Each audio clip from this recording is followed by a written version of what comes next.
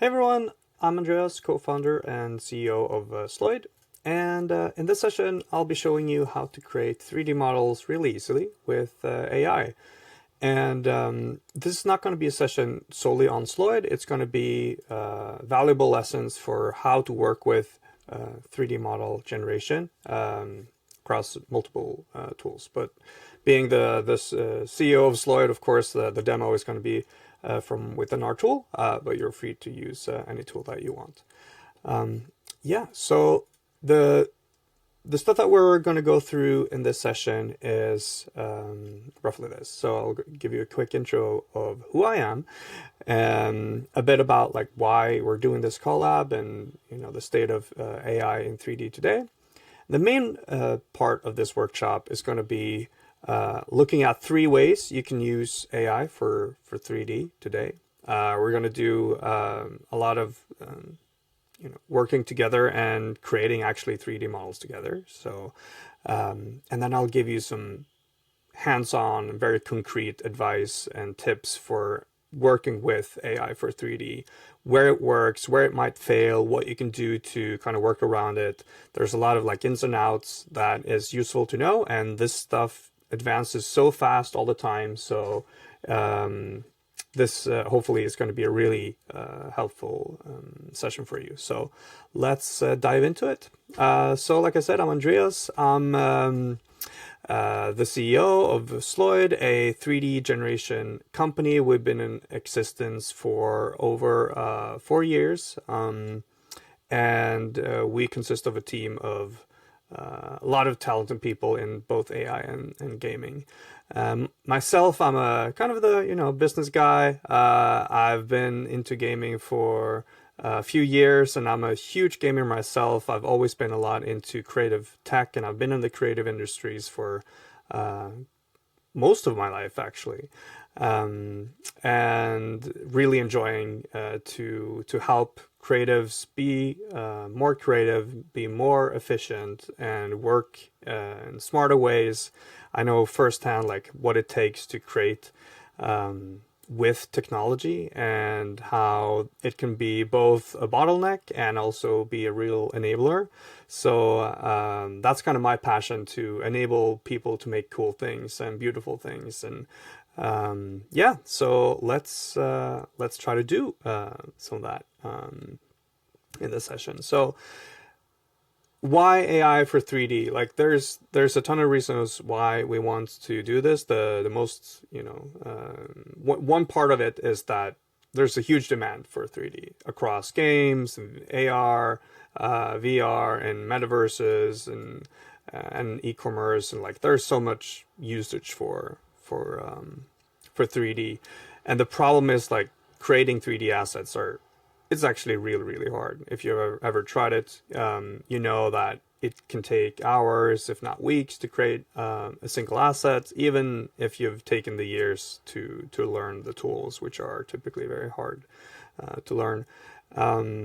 And as such, there's a cost barrier. If you're not a 3D artist, but you have a lot of creativity, you want to create worlds, you want to create content, then this can be a bottleneck for you. So of course then AI has kind of stepped in to be a more accessible way for you to create engaging worlds and games in a faster and cheaper way. And of course this to us, and this is I really mean this, like I don't think this means that artists will be out of a job or like we're coming after an artist job. Far from it. It does mean that hopefully like the artists would need less time to model every single asset. And I can't count the amount of time people have said like I don't want to model rocks anymore, or like that kind of stuff, or even creating the starting point for more complex assets. It's about spending more time on the hero assets, the main assets, determining style and having focus on design and art direction. So it does shift the focus a bit, but even more so exciting, I think. And why this is happening now? Well, of course, GPU advancements have, like, it's come a long way, and in AI, of course, in general. So now you can actually generate fast and quite precise in terms of 3D generation. There's been a huge advancement in vision models, so that we know kind of what's on the screen. We know what the model that we're looking for, or what the images that we generate from, what they are, and how we can generate from that using stuff like diffusion models and generative models. And then, like, on top of all that research, we think like bringing in experts from AI, but also from gaming, is really important, so that you design tools and products that fit the actual workflow. And it's not just like a cool research demo, but it's a creator first tool that delivers assets that you can actually drop straight into a game or into a metaverse scene. So to quickly summarize this part, you can of course still, and you would still need to learn and use traditional models to create 3D models. It will still be, a learning curve. There's expert tools here, and it does take a lot of time to create. So AI can get you there a bit faster, roughly like 80%, sometimes more, up to 100, sometimes a bit less, and it depends a bit, of course, what you're going for as well. But you do here, you need kind of a different set of skills. You need a decent understanding of prompting, or at least image refinement, so that you can really get the right output. But we'll get more into this as we go into the session. Now, jumping into Sloyd and what Sloyd is, we have essentially three main ways you can create with Sloyd. We have text to 3D, so you just put in prompts, image to 3D, providing an image, and then we have, quite uniquely actually, something called a template editor, where we have hundreds of 3D assets that we actually made. Like, this part is not necessarily AI, like the 3D models themselves are not AI, but you can use AI to customize these. So when you need, so essentially, like, when you need highly optimized models, and they might be a bit, you don't necessarily need like super customized, but you just need a asset, the template editor is perfect for that, because you actually have a lot more control over the triangle count and all that stuff. But we'll look at that. You do have control of that in text and image to 3D as well. And those are great when you, like, text to 3D, as it says here, when you want to create like basically anything, you would just jump in there and prompt, and you would get something hopefully quite useful. And then when you have an image reference, image to 3D is perfect for that too. Sorry, I'm just gonna mute my phone just to make sure I'm not interrupted here. Just remember that. Yeah, so I'll show you a bit of all of these, and of course text and image to 3D, you can find those in multiple tools, and the template editor is something I think only Sloyd really has. But part of what I think is important is controlling the input. And so we have in Sloyd a bunch of different styles that you can choose from, and of course you can also create your own styles, which is very important. But let me just quickly show you like how different the same type of model can be with different styles. We have quite a few of them. Here, I've used the hand painted stylized style. So you see, you kind of get that those highlights on the edges and a bit more like painted look on the textures. Move my head slightly here so you can see the axe over there as well. Then when we moved over to like stylized kind of anime stuff, it's much more simplistic, much more pronounced parts. And in this style, gone for a bit more like you have those kind of blue lights kind of emission coming out of it. And then all the way to cartoon, like super chunky, pronounced parts. So I just think it's really fun to see like how different the same object can be. And then finally on to parametric, where these I've customized in there. You can pull sliders and do like a lot of things here. So these are the ones that I customized, and then you can also use different textures here. But these are highly optimized, and you can you can kind of benefit from that when you need something generic too. But obviously, like the style is very, very different here. And so when you've put those into a scene, you can do a lot of really cool things. There's just some examples here that people have made with only with our AI generated objects in multiple styles. I think this is so cool. So like you can see here all AI generated objects, and here like in a kind of different style, and this one. So you get like really different looks if you're good at the prompting side and using different images for your generation. So yeah, that's just kind of quickly to inspire you a bit to see what is possible with this stuff. So with that, I think it's about time to make some 3D. So let's see.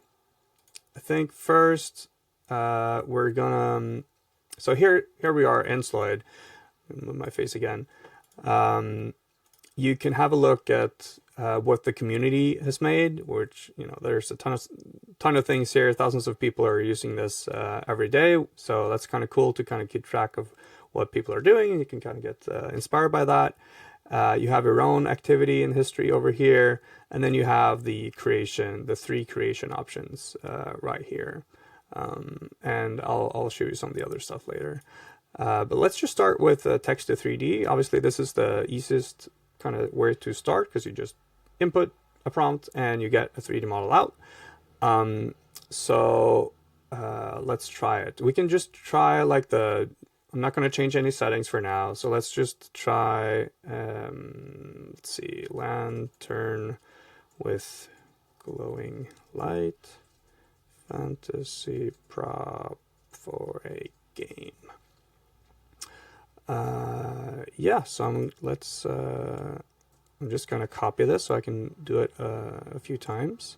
So now I'm just going to use the realistic style here. And like it says, you don't have to wait. You can just do whatever you want. So I'm just going to do another one right away. And now I'm going to open up the styles here. So these are the ones that come with Sloyd. And then this is in the top left. I've actually made that myself, and I'll show you how to do that in a second. But let's now try some of the other ones. We can do the hand painted one. I showed you an example of that. Then we could do maybe let's try let's try, I mean, yeah, Roblox could be fun. And then we could try let's see, I don't know, which one should we do? We can try the detailed one, maybe. Yeah, could do one final one, maybe. Let's see. And each one of these takes roughly like 1 to 2 minutes. So yeah, it does take some time to create, but that is all good, because this would all otherwise take us quite a long time. So here's my previous generations. I ended up doing 5 generations, so that was maybe I'm putting my my system to the test here. In terms of like different plans here, so in the normal plus plan, you get 2 generations at the same time, and then you can upgrade to the Pro one to get 5 at the same time. But the cool thing, I think, here with Sloyd is that we don't even have any generation credits. So there's no credits, so you can just generate how many assets that you want. We don't put any limit on that. We only limit on the amount of generations you can do at the same time, which is really to make sure that everyone is getting a good experience. So now we got the realistic one finished, and I think this is looking pretty good. And then obviously now, if you would want to, you can take this one into Blender and like add stuff like put, you know, a bulb inside, and put like you know, an actually emitting light source in there for a scene and that kind of stuff. One thing that the AI is not so great at is transparent materials. So like glass will typically always be like shaded like this, where it's where you can't really actually see through it. That's just a limitation of all AI for 3D at the moment. And down here in this object, in this icon, you can actually see what image was generated in the, like what we do when you do text to 3D is we generate an image for you, and then in a certain style, and then put that into 3D generation. So in case you want to see, you can see that model, that image right there. And then of course you can just download it. There's some other options here to ship it directly into Blender. And you can share it, and we even have an option for printing it in 3D and having it shipped to you, which is kind of fun. But yeah, there's a bunch of different formats here, but we're also going to touch on that later. So let's see, we have the other ones. So here we have the hand-painted style, which is very, very cool, a lot more expressive. And you can see the image that was created here. We see the detailed anime style, which gives, I feel like, a bit more details and different types of details. You have the stylized one, which is a lot more simple. And the Roblox one is just a boxy thing, which is always kind of cool. There was actually an artifact here, which maybe I can preempt this. What happened here actually is, like, you can see this is not hollowed out, and I'll touch on this again later when we go over like how to fix up objects and like get a good result. What actually happened here was the image background removal failed because it thought basically this part is part of the object. It's the same color as the background, so probably in this case we should have generated it with like a light green or something like that, like a green screen, just to make sure that the AI understands. But you can always, you know, generate an image up front, which I can show you quickly now. So here you have the exact same settings, so we could do, let's do a different style right now. We can do a I don't know, this clay thing, and then we can do a I don't know, sculpture of a falcon, maybe. I don't know, an L missing here. And so this is just going to create an image, and this is obviously a lot faster. So if you don't know exactly what you want to experiment a bit and iterate, do it on images first. It's a lot faster, it's a lot easier to iterate than just going directly for text to 3D. Because obviously you saw we had to wait a bit, yeah. So this one, I am not sure how well this would be because we don't see the back, we don't see anything on the backside here. So if I hit edit image, I could say rotate to the side 45 degrees. And let's see if it's able to do that.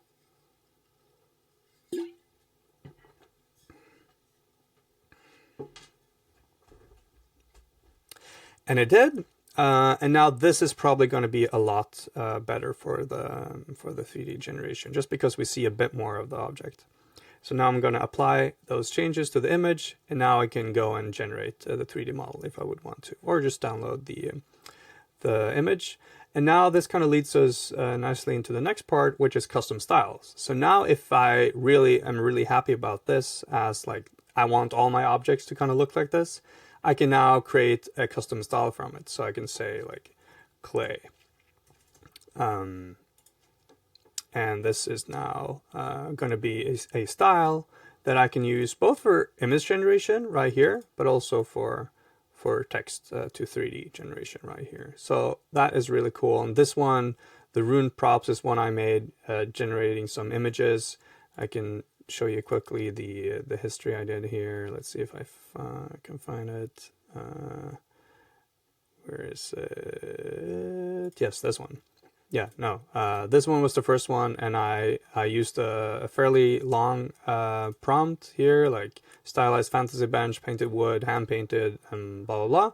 And it gave me this, and then I used that as a custom style to generate these, and I just used that style. And these ones I could just say, market stall lantern and make it like much easier, and I don't have to repeat the prompt every time. It's going to keep it consistent.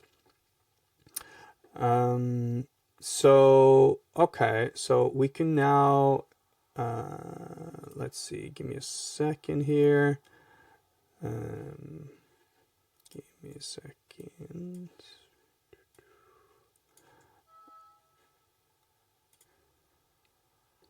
All right, so what I want to do now is just quickly show you how to generate these from generate 3D models from images. So let's just use this image that we just generated and hit generate 3D model. So when I do that, I'm instantly taking over into here, into image to 3D, and the image is pre-populated into generating it. So we can just hit generate model.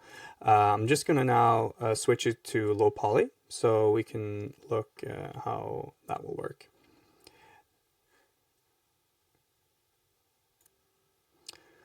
All right, so the 3D model is done, and yeah, I feel like it looks pretty good. You can see the image right here that we generated from.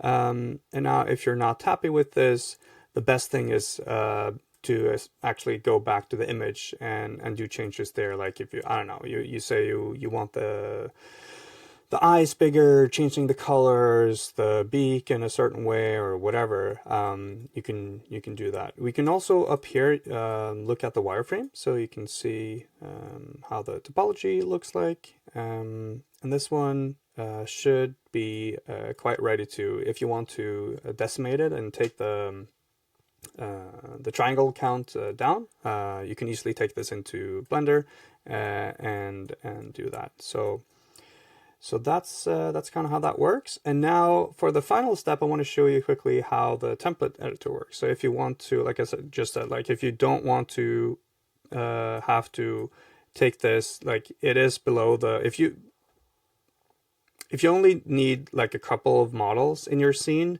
then this is totally fine. You can use the low poly setting and it would work in Decentraland. But if you want like a few more, then you would definitely need to take this into Blender and reduce the poly count further. And of course, this is something that we're working hard on for Sloyd itself, so that you don't have to do that and go into Sloyd.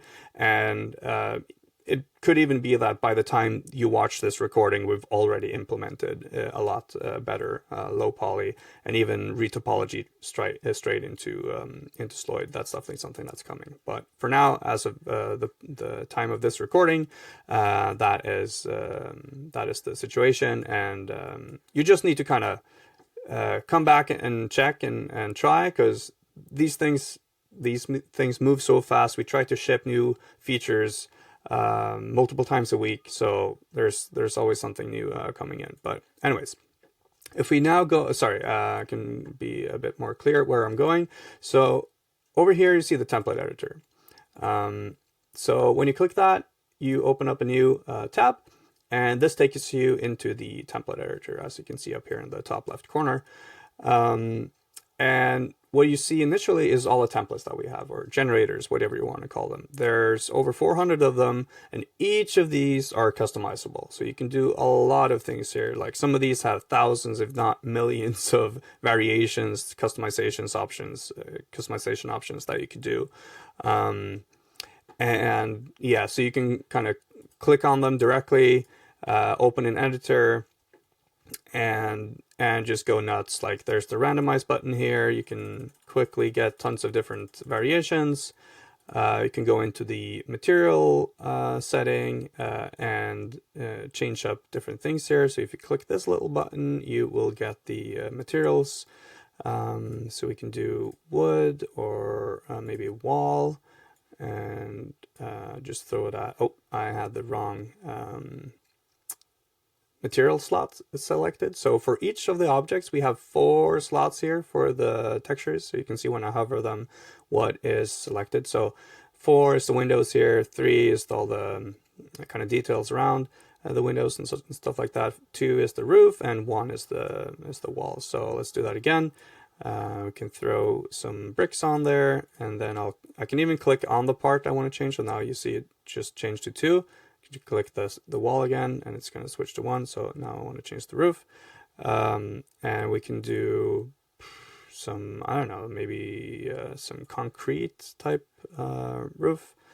And the cool thing I think here is that you can put this on and kind of change out the style, and then you can still customize. So you can do you can go crazy here and really get detailed into what you want to make, and then hit randomize again and see tons of options. Now, arguably this is not the most beautiful house I've ever made, but you can kind of see the power here.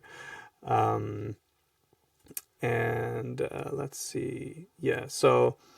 I can kind of show you how I made some of the other objects that I showed you earlier.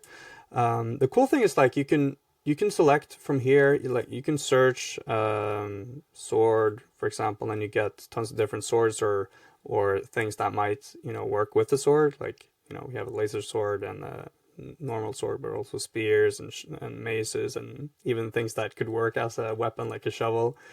Battle hammer and so on. And I'm honestly not sure why the construction barrier and the trellises are coming up here, but it is what it is. You can also use the AI here to prompt to get what you want. And what it's gonna do here is it's gonna look for the right template, but then also customize it directly for you. So it's skipping you a step, so you don't have to do that much manual editing. So it's just pulling the sliders for you, so to kind of make it look like what you want. So for example, you can look at the bed here is just a normal single size bed, but it should, let's see, if I say bunk bed, it should probably select the same one and then immediately make it into a bunk bed. And it's actually going to add textures for me instantly as well. And as you can see, this is super fast. It's 2 or 3 seconds. So you can iterate really, really fast with this. I love this because you can duplicate, hit randomize. You can even change it over here and then hit randomize. This is going to be really wacky and weird. But just to sort of show you, oh man, that's so ugly. But I don't know, yeah, okay, something like this. And then you can, of course, always just go in and change, because this is I just did completely random textures, so that's obviously not going to look very good. Maybe we want some sort of fabric on the pillow here. I'm going to change up the transparency so it's not see-through anymore. And I can see the shape is it's going to pillow here, and I see it's a bit weird shape, so I can just change it here. And what you can see is it's actually doing, I have this randomized for this one as well, so it's not just perfect shapes, but you get a bit of randomization. So we have this on a lot of different of the parts, so you do get some organic looking feel. One more thing I want to show you here is down here in the corner, it's kind of well hidden. We have the LOD, the level of detail. And now when I pull this, it's instantly going into low poly mode. So you can see it's now super angled and highly optimized for games. Wow, this is actually see through this as well. So I just gotta fix that just for my own sake. Again, not the most beautiful bed. So we can just throw maybe some simple wood over here. Yeah, I did not put enough my heart into this one. So I encourage you to try it and see if you can create something a bit more beautiful than me on this one. But that's essentially how it works. Yeah, and then you can download again here. You can even share this with people you're working with. So this would actually share a file that you can drag and drop directly into the scene, and so those the people you work with will have exactly the same model. You can even, you can copy paste it here as well. So that's how that works. I don't think there's much more to show here.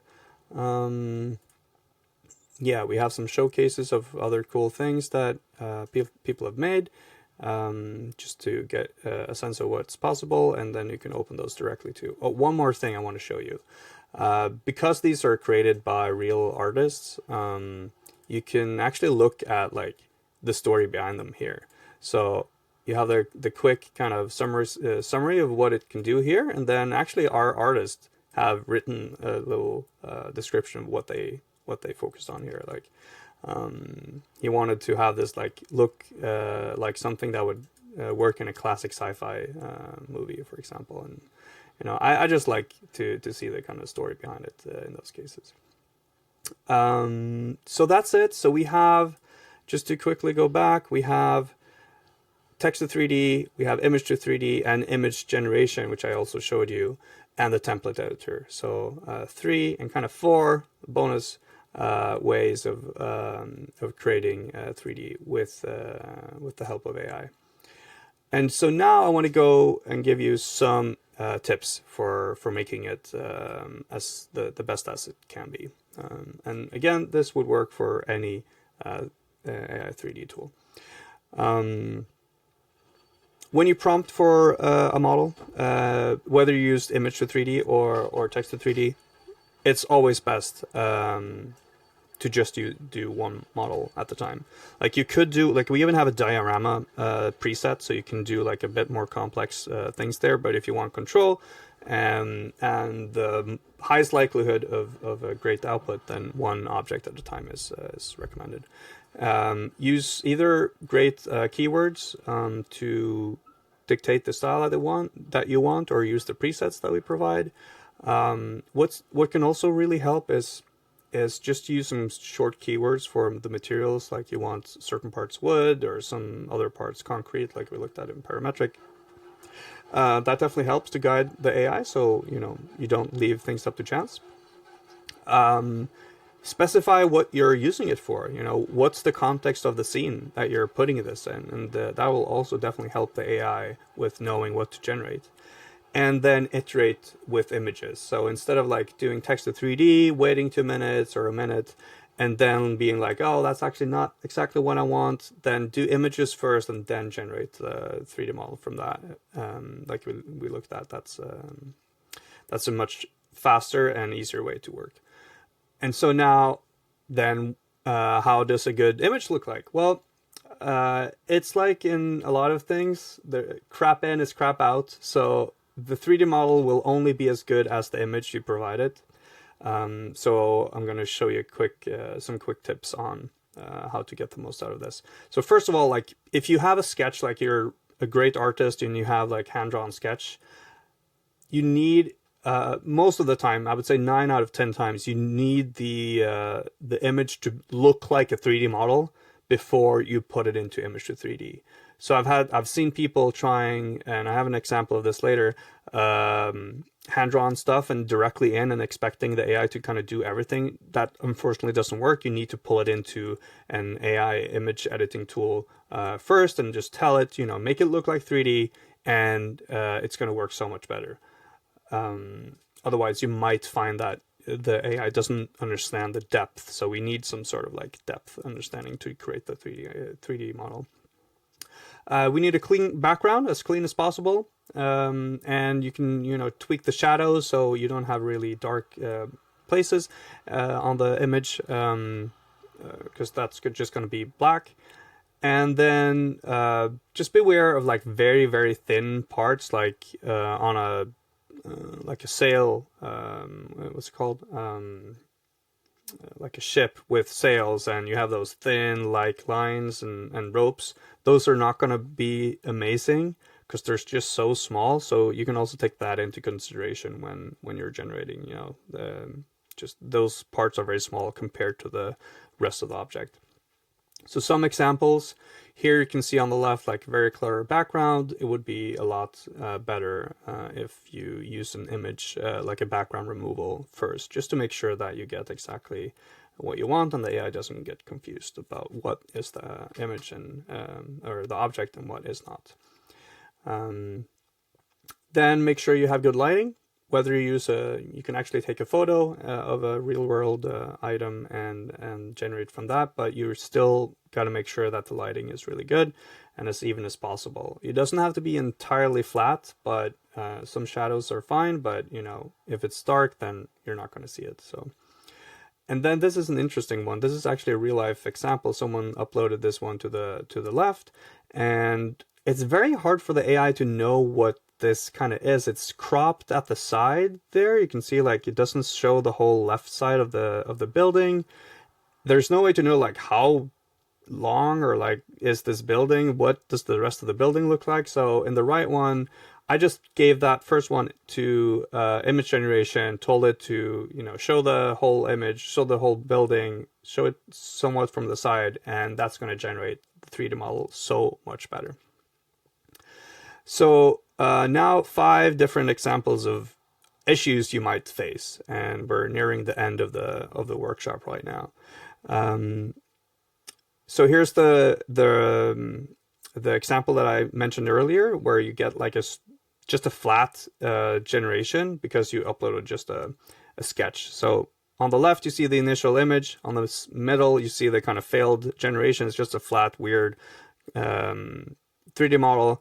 It would be a lot better to just take that first image, the sketch, pull it into image editing, image AI, tell it to look like a 3D, like a shaded 3D model, and then use that for generation. So there was some weird stuff going on there. Okay, here we go. So I think my slides is a bit, anyways. So here, sometimes you might see that parts of the object are just not there. You can see in the cap on the right there, it's somehow it didn't understand that, you know, the cap is supposed to be round all the way.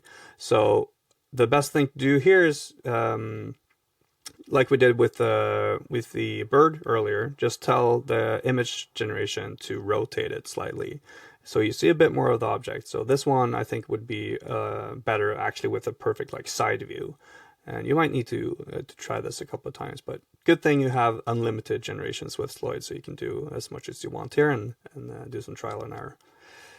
And then here, another issue you might get is this weird 3D model on the right, where it's just like full of holes and like it doesn't really look like anything. And the problem here is that the image, the model itself is almost the exact same color as the background. So it's very hard for the AI to know what the image is, what the background is and what the model is.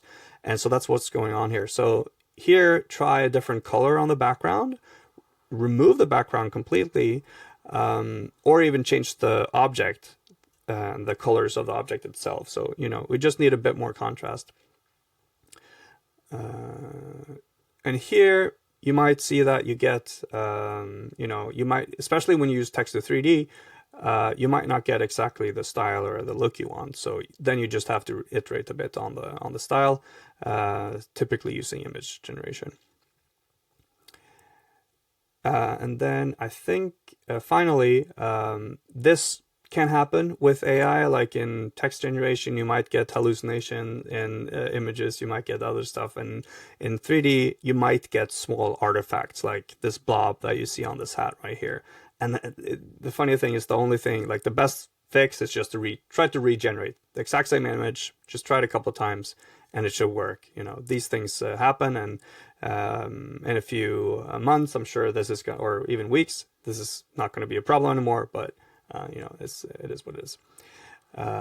This is just a quick tip here for getting objects that fit within the limitations of Decentraland and other like if you're making mobile games or stuff like that. So what I've done here is so initially, like, this hat was just one mesh. You see my generation history here. So this is just kind of a tip. Separate them out in different parts depending on the size and the complexity of that object. So you see here that this hat right here, I'm not sure if you can see my mouse. No, I think you can.